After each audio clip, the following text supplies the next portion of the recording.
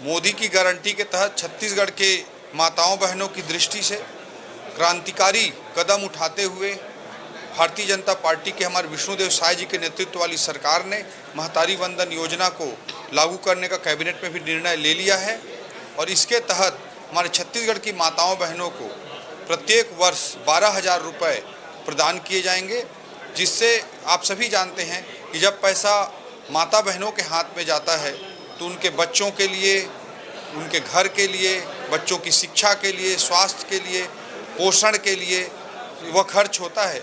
इससे निश्चित रूप से महिला सशक्तिकरण भी होगा, माताएं बहनें अपने इच्छानुसार खर्च कर पाएंगी और इससे परिवार का भी पूरा एक विकास होगा। इस दृष्टिकोण से यह योजना बहुत दूरगामी बेहतर परिणामों की दृष्टि से लागू की गई है।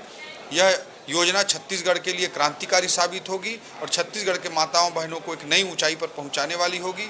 अभी कुछ विषय आ रहे थे जैसे मोबाइल नंबर ना हो, तो उसके लिए शासन ने शिथिलता करते हुए राशन कार्ड की व्यवस्था को भी मान्य किया है। कई लोगों के पास मैरिज सर्टिफिकेट नहीं होता है, प्रचलन ग्रामीण क्षेत्रों में नहीं होता है मैरिज सर्टिफिकेट बनाने का। ऐसी स्थिति में शपथ पत्र दे दें तो भी वह मान्य कर लिया जाएगा। निश्चित रूप से हमारे छत्तीसगढ़ की माताओं बहनों के लिए संवेदनशीलता के साथ काम करते हुए हमारे विष्णुदेव साय जी के नेतृत्व वाली सरकार काम करती रहेगी। तृतीय अनुपूरक आज वर्ष 2023-24 के लिए प्रस्तुत किया गया है, जिसमें जनता जनार्दन के अपेक्षाओं के अनुरूप मोदी जी की गारंटी को पूरा करने की दृष्टि से अनेक प्रावधानों को किया गया है, जो इमीडिएटली इसी वित्तीय वर्ष के लिए वित्तीय आवश्यकताएं हैं उसको ध्यान में रखते हुए यह अनुस्थापित किया गया है। यह तृतीय अनुपूरक अनुस्थापित किया गया है और पूर्ण बजट, मूल बजट वर्ष 2024-25 के लिए 9 फरवरी को 12:30 बजे प्रस्तुत किया। और विधानसभा में विधानसभा अध्यक्ष महोदय जी द्वारा और कार्य मंत्रणा समिति द्वारा निर्धारित समय सारणी अनुसार 9 फरवरी को 12:30 बजे बजट 2000 वित्तीय वर्ष 2024-25 के लिए प्रस्तुत किया जाएगा।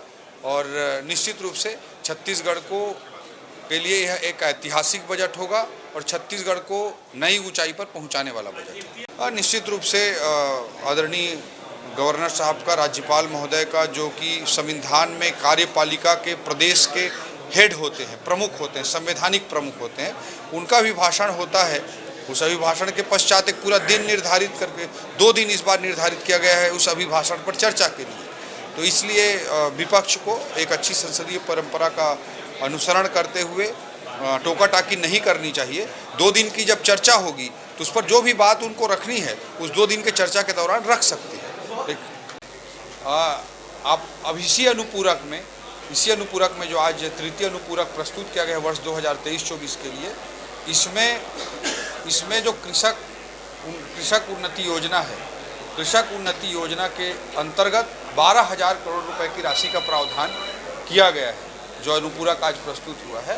तो बहुत जल्द हमारे किसान भाइयों को भी कृषक उन्नति योजना का लाभ मिलेगा।